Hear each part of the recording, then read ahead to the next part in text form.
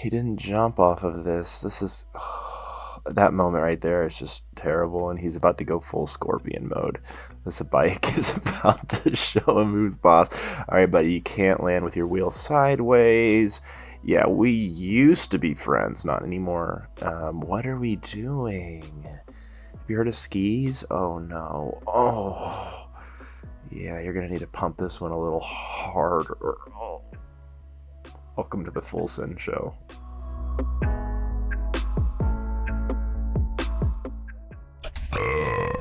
What's up, party people? This is the Full Sin Show. It's been a minute. Welcome back. I was in Hawaii for close to a month, and then I've been just back and trying to figure out my life. So I haven't really been being very creative. Shame on me.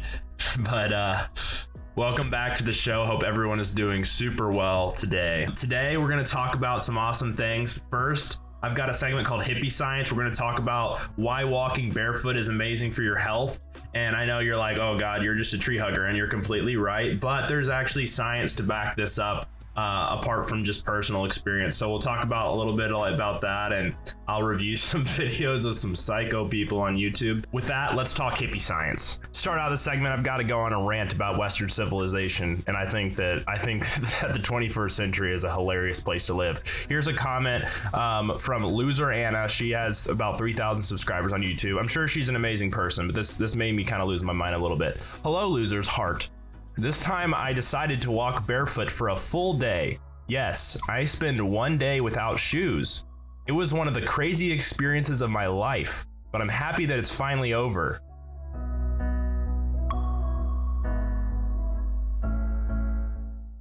Okay, what? Oh my God. First, people in our society act like such martyrs. I'm happy it's finally over. That I had to walk around barefoot for a whole day. Like, I would say 50% of the world walks around barefoot all day. You are not a martyr. On top of that, walking around barefoot is good for you. Like, it's scientifically proven. We'll get into that in a minute, but the craziest experiences of your life? Anyway, I'm not trying to trash Loser Anna, but I saw this and I just don't know what to say about that. I don't know what to say. So the term for walking barefoot in like more of the scientific or the tree hugger community is grounding or earthing. Grounding meaning you're grounding your electromagnetic field in your body to the ground, similar to like a wall outlet that has a ground switch. And then earthing, like you're touching the earth, I guess. And pretty much the premise is this, that, the earth has an electromagnetic field. We have an electromagnetic field. And when we're out of touch with the earth, it does not allow us to all the built up energy. If you subscribe to the whole like 5G thing where, there's a lot of electromagnetic fields through cellular, radio, through our phones, and it builds up in our body. And if we don't get in touch with the ground through our feet or through other means, it can cause inflammation, it can cause issues in our body. And being in touch with the earth allows our electromagnetic field to sync up with the earth's electromagnetic field, which is more of how we were created to be. So how did I get into this barefoot kick? About 7 years ago, I was experiencing a lot of health issues, and I have a doctor who's a naturopathic doctor, pretty much, which means that they don't just prescribe you a drug immediately. A lot of the time they look at alternative ways and alternative forms of medicine to try to fix the problem, which I love. And she recommended me. She was like, hey, you should look at grounding. It's a great way to like relieve stress in your body. And a lot of people have had really positive results with it. And I pretty much was like, what the heck is grounding? And she was like, pretty much it's going out in your yard and walking barefoot for like 20 minutes a day. And I'll be honest with you, I think I laughed at her to her face. And we have a good relationship, so hopefully she wasn't too offended. But funny enough, like 6 years later, I totally buy in now. And I'm sorry to my doc for being a D-bag. Love you. All right, this study is not some just crazy study by some lunatic. It's actually published on the U.S. National Library of Medicine, and it's called Earthing: Health Implications of Reconnecting the Human Body to the Earth's Surface Electrons. And pretty much the basis of this study was they wanted to see whether humans being connected back to the ground would have any effect. In the late 19th century, there was a back to nature movement in Germany, which claimed that there are many health benefits from being barefoot outdoors, even in cold weather. In the 1920s, a medical doctor investigated the practice of sleeping grounded after being informed by some individuals that they could not sleep properly unless they were on the ground or connected to the ground in some way. He reported improved sleeping using these techniques. However, the ideas never caught on. Another interesting fact, in the 1990s, a retired cable television exec found a similarity between the human body and the cable used to transmit cable television signals, in that the human body is also a bioelectrical signal transmitting organism.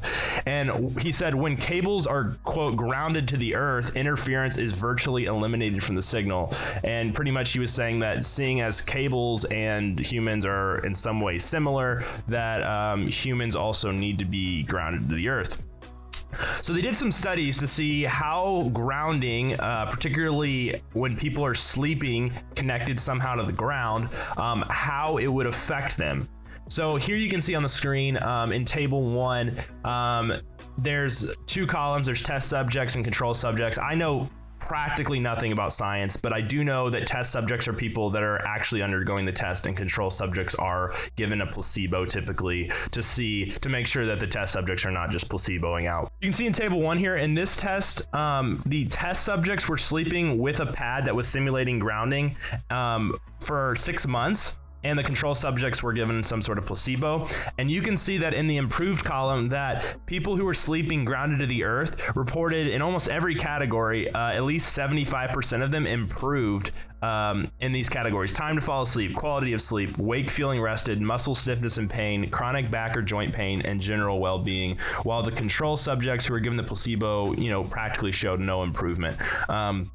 Again, I'm not saying that there aren't some other, things that could be going on here, but it's a pretty interesting finding, and helps with a lot of different things. In the second table, this shows cortisol secretion profiles before grounding and after grounding. In this study, they took people that were complaining of sleep dysfunction, pain, and stress, and they grounded them to the earth while they slept as well. And this is the test after 6 weeks of being grounded. This shows the difference in cortisol secretion profiles.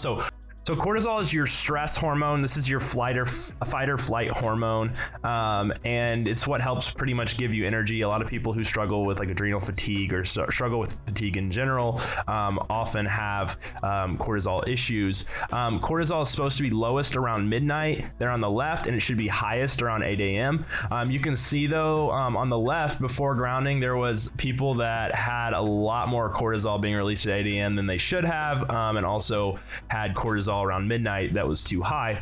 And after grounding for 6 weeks, people's cortisol levels for the most part synced up, and their stress levels were better.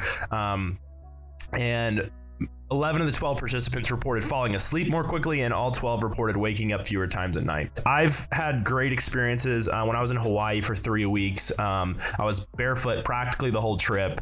And yeah, I feel like I was waking up at 8 a.m. every day, which is not like me. And I felt a lot more relaxed. And you could say, well, you're on vacation, and that's completely true. But I feel like if you think about it, when you go to the beach and you walk on the sand and you walk in the water, I feel like afterward you always feel pretty zenned out, and it's kind of the same.